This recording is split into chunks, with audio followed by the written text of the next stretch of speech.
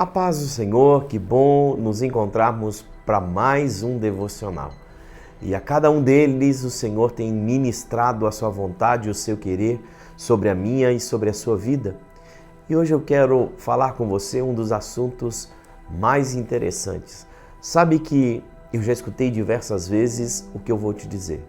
Muitas pessoas dizem assim para mim: pastor, o mundo é dos injustos. Sabe que durante muito tempo, debaixo dessa palavra eu sempre busquei uma resposta. Como responder que o mundo não é dos injustos? Ou se o mundo de verdade é dos injustos? Sabe que é nesse lugar onde nós avaliamos a vida no seu decorrer, no seu cotidiano, que nós devemos nos perguntar como Deus, o nosso Senhor, o nosso Pai, o nosso galardoador, como Ele trabalha, como Ele se move, como Ele faz com que as coisas debaixo do seu querer, debaixo dos seus olhos, possam ser abençoadas. E é aí então que eu me lembrei de um texto que eu quero compartilhar com você. Se você puder pegar a sua Bíblia e lermos juntos um dos textos mais conhecidos da palavra do Senhor. Eclesiastes, capítulo de número 3, você conhece esse texto. Olha o que ele começa a dizer logo nos primeiros versículos. Ele diz assim: para tudo há uma ocasião certa. Há um tempo certo para cada propósito debaixo do céu.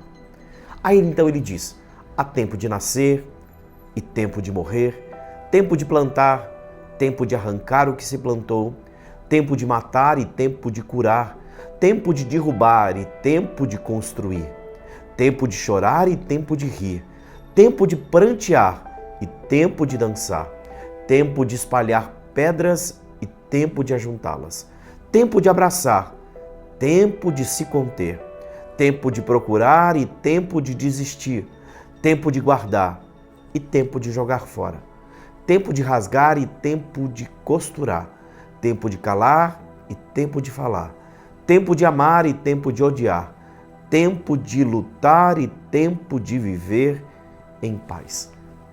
Ou seja, o que a sabedoria de Deus está compondo aqui é que para tudo que existe debaixo do céu, tudo que existe no mundo, há um tempo determinado para todas as coisas.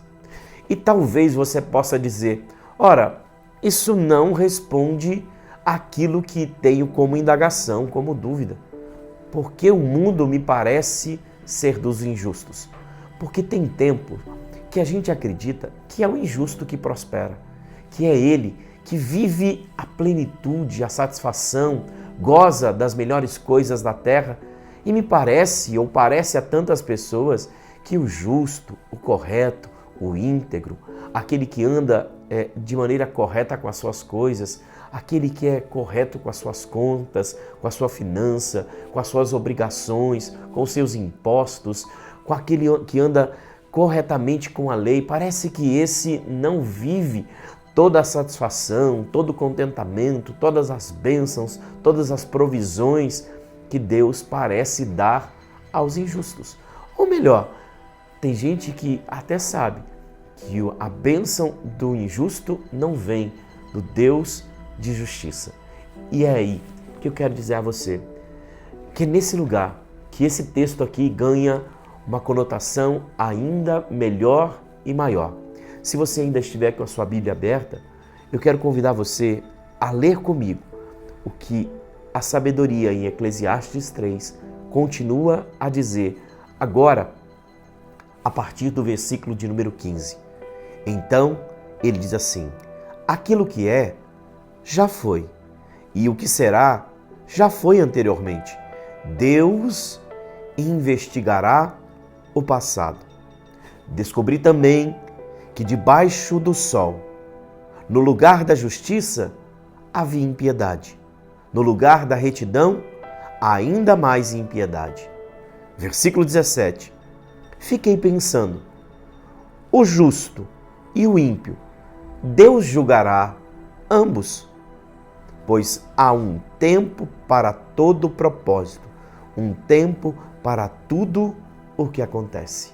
Ora, é aqui que eu quero colocar ao teu coração uma resposta. Sim, vale a pena ser justo.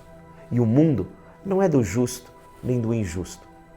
O que a gente precisa entender é, a sabedoria estava dizendo que Deus, ao seu tempo, julgará o justo e julgará o injusto. Se você contabilizar a sua vida apenas pelas coisas circunstanciais e momentâneas, você pode avaliar que ter as coisas, possuir bens, possa ser um dos maiores privilégios. Mas se você avaliar a sua vida no aspecto de ter a presença, ter Cristo cuidando, ter a mão de Deus estendida, você vai entender que mais do que ter qualquer outra coisa, você tem o maior privilégio, o privilégio de Cristo.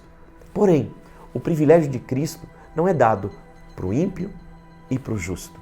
O privilégio de ter Cristo, o privilégio de viver Cristo, o privilégio de viver debaixo da dependência de Cristo, isto é para todos aqueles que foram justificados por Deus através do seu sangue e andam conforme a sua palavra. Portanto, me deixa dizer algo a você com muito carinho e muito zelo.